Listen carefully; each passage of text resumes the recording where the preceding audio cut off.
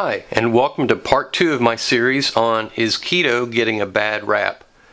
Today we're going to take a look at a clip from the Mayo Clinic. It involves a dietitian being interviewed on the subject of the keto diet and is it healthy. After watching this video several times, I've selected several clips I'd like to show you and make my own comments on. Again, this isn't to hurt anyone or any institution. I just want to share my thoughts and opinions on other people's thoughts and opinions. Hi, I'm Steve, and you're watching Keto Steveo.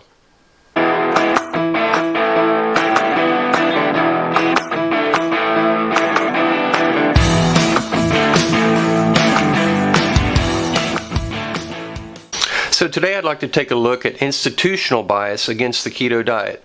Today we'll be watching portions of a video from the Mayo Clinic. Let's get started.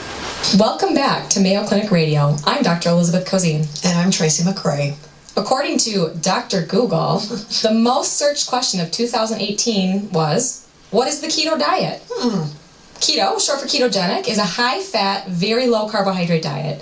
The idea is that getting most of your calories from fat forces your body to use different energy pathways. Instead of carbs for energy, the body burns fat, entering a state called ketosis. Ketosis, what could go wrong? Sounds like a great plan. Sounds a little dangerous to me. That's why I've not tried it. Well, here to discuss. Let's stop it right there. So, the interviewer on the left and the center obviously already have a bias against keto. To make a statement like, sounds dangerous, I thought they were the interviewers, not the opinion givers. So that's the first thing that caught me is before you even start watching it, you're already biased against keto. There must be something wrong if one of the hosts is already shooting it. So let's continue. On this diet, so it would help control their seizures. And that's really how I was introduced to and knew of the ketogenic diet. And Me too. Yeah. So when people started talking about, oh, I'm on the keto diet and I'm doing the keto diet, I was like, really? I asked several people if they had seizure disorder history. So no.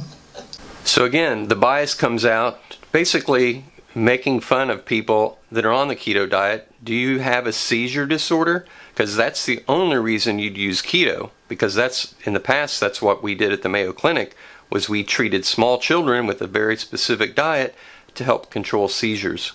So you're an adult, do you have seizures? That to me it's like ridiculing the entire planet that thinks keto is working or is working for them, and you're the host. Why are you ridiculing your audience? So again, let's continue. Yes. Okay. So I think what we're seeing today, where when people are describing to me, well, I'm doing the keto diet, I'll often ask, like, well, how are you doing it? Yeah. And oftentimes in their description, they're eating fat and protein in large quantities and eating very few carbohydrate-rich foods. And so All right. So again, it sounds like someone not informed on the keto diet. If I was watching this, I would think, well, all you eat is fat and protein, 50-50, or maybe 49-49 and 0.2% of carbohydrates. That's misinformation, and that's coming from a dietitian at the Mayo Clinic. So to me, it's misleading, it's half-truths. So if you'd like to refer to part 1 of my series, where I'm referring to doctors and dietitians, it seems like there's a bias against the keto diet. So let's continue with the next clip. Saying, well, I'm going to put myself on a ketogenic diet and be in ketosis, because really when you think about what ketosis is, it's a alternative pathway that our body has to use in times of emergency and times when your brain, in particular, when your brain needs energy and for some reason there's not food, particularly carbohydrate, because that's the fuel your brain prefers, when that's not around. And so your body has this kind of a backup system to make sure you survive, and so it's able to produce these ketone bodies to keep functioning. And so you're right, it's something that historically has alarmed us in terms of we don't necessarily want people to be in ketosis. It can be very dangerous. Ketone bodies are considered toxic.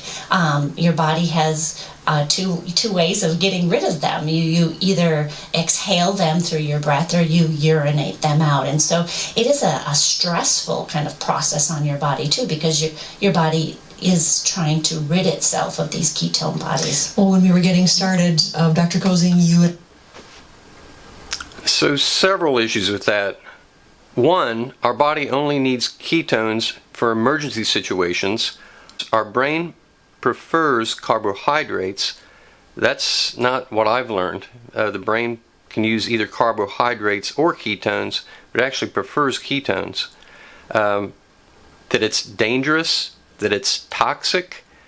I just don't understand those extreme words. They don't use those words with the Mayo Clinic diet or a vegan diet or the Mediterranean diet. But with keto, it's toxic, it's dangerous. We don't want people in ketosis. It's just, I don't understand what that's based on other than opinion. Let's continue. Understanding of really what does this mean for somebody long term.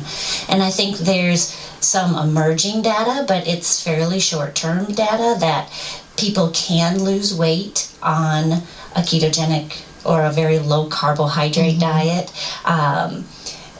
over the course of a few weeks into months. However, like most restrictive diets, what the literature is saying is that after 6 months, after a year, these diets are very difficult to sustain because people miss eating fruits and vegetables and pastas and breads and other foods that have carbohydrate, because most food does. And so it's a very restrictive diet. So it is difficult to sustain.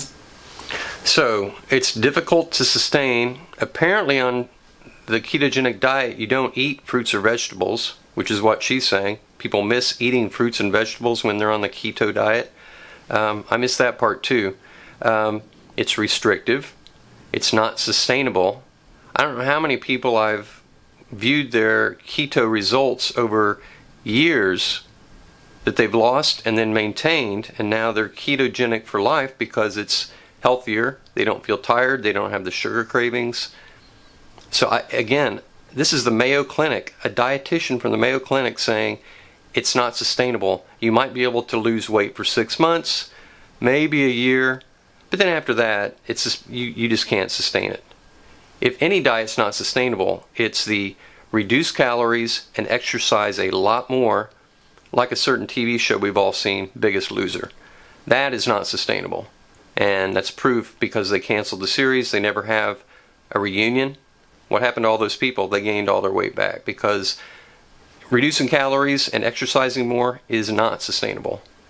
The ketogenic diet is sustainable. So again, to me, this is debunked. Let's continue. Is there any long-term data on the keto diet? I have not seen real long-term data. I don't know that there's much data beyond the year mark. And the data that I've seen in regards to weight loss in that regard is that people might lose weight that initial 6 months, but by the year mark, there really isn't a statistical difference in the amount of weight loss compared to maybe other diets. We've been talking about the keto diet. So apparently she hasn't heard of Dr. Bernstein, who's been on the keto diet for 20 years. He's in his late 80s, published several books, but there's no data that's more than a year of being on keto.